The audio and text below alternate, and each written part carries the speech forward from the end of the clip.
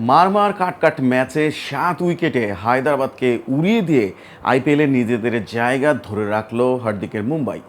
কি ঘটেছিল ম্যাচে, কিভাবে জিতলো মুম্বাই, তারই বিস্তারিত নিয়ে ডেইলি উষাবাণীর স্পর্শের সাথে আছে আমি শরীফ আহমেদ। ওয়াংখেড়েতে সূর্যের তেজে পুড়ে ছাই হায়দরাবাদ। শেষবেলায় মুম্বাই ইন্ডিয়ান্স মরণ কামড় দিল।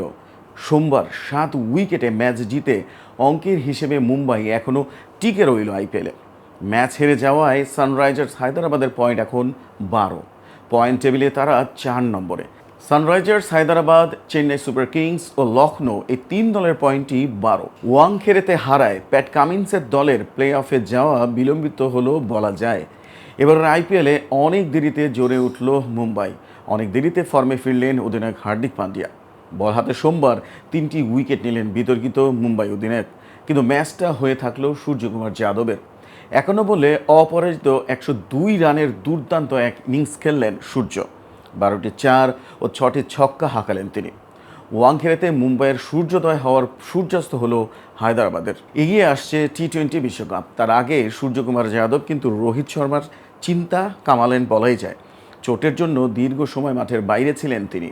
প্রথম থেকে আইপিএলে নামতেও পারেননি। এদিকে খুব কঠিন পরিস্থিতি থেকে মুম্বাইকে টেনে তুললেন তিনি, সেঞ্চুরি করলেন। ১৬ বল বাকি থাকতে মুম্বাইকে জেতালেন। ভয়ঙ্কর মেজাজে আগাগোড়া ব্যাটিং করে গেলেন সূর্যকুমার। ঘরোয়া ক্রিকেটে সূর্যকুমারকে বলা হয় স্কাই। তাই পরিচিতরা বলে থাকেন ঠিকমতো খেলতে পারলে সূর্যকুমার আকাশ ছুঁতে পারবেন। বলা হয় উইকেটের সামনে মিড অন মিড অফ থাকে, কিন্তু উইকেটের পিছনেও যে মিড অন মিড অফ থাকতে পারে তা দেখিয়ে দিয়েছে সূর্যকুমার যাদব। ফাইন লেগে যতটা থার্ডম্যান অঞ্চল হলো সূর্যের মিড অন মিড অফ। এই এলাকা দিয়ে সূর্য অবলীলায় এদিকে ওদিকে বাউন্ডারি পাঠালেন। ম্যাচের শেষে তাকে বলতে শোনা গেল, ১৪ ডিসেম্বরের পর প্রথমবার ২০ ওভার ফিল্ডিং করলাম, ১৮ ওভার মতো ব্যাটিং করলাম, আমি একদম ঠিক আছি। সূর্যের মুখে খেলা করছে হাজার ওয়াটের হাসি। তার জন্যই হাসছেন হার্দিক পান্ডিয়া। ওয়াংখেড়েতে উত্তাল এই দৃশ্যটা তো হারিয়ে গিয়েছিল আইপিএলে। সূর্যকুমার যাদবের ব্যাটে ফিরে এলো মায়াবী এক রাত। যদিও বহুদূর এখনও যেতে হবে মুম্বাই ইন্ডিয়ান্সকে। প্লে অফে আদৌ মুম্বাই পৌঁছতে পারবে কি না তা বলতে সময় লাগবে।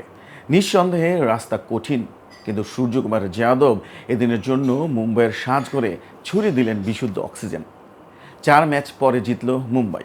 এদিকে কাজটা খুব একটা সহজ ছিল না মুম্বাইয়ের। টস জিতে মুম্বাই অধিনায়ক হার্দিক পান্ডিয়া প্রথমে ব্যাট করতে পাঠান হায়দরাবাদকে।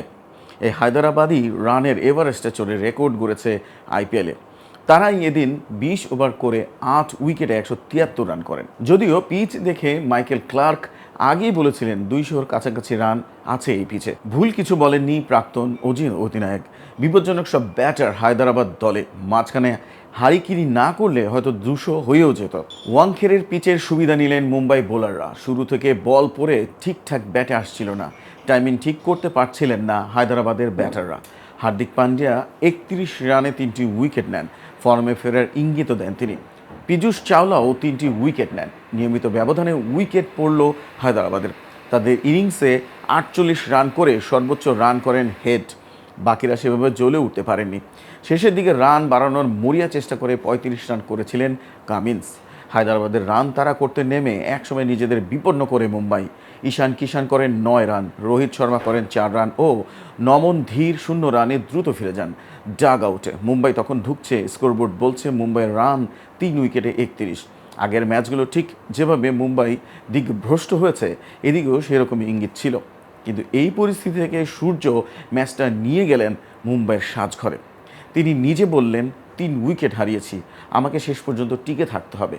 সূর্য সেটাই করলেন। সঙ্গে পেলেন তিলক ভর্মাকে, যিনি ৩৭ রান করলে সঙ্গ দেন সূর্যকে। এদিকে শিশির পরে বল ভারী হতে থাকে। সূর্যকুমার অন্য অবতারে ধরা দিলেন।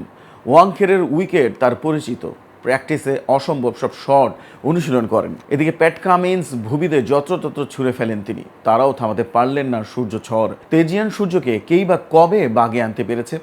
এদিনের ইনিংসের পর ভক্তরা আশাবাদী বিশ্বকাপেও জ্বলে উঠবেন সূর্য। সূর্যকুমার যাদব কিন্তু স্বপ্ন দেখাতে শুরু করে দিয়েছেন। সো ডিয়ার ফ্যান্স, এতক্ষণ আমাদের সাথে থাকার জন্য ধন্যবাদ।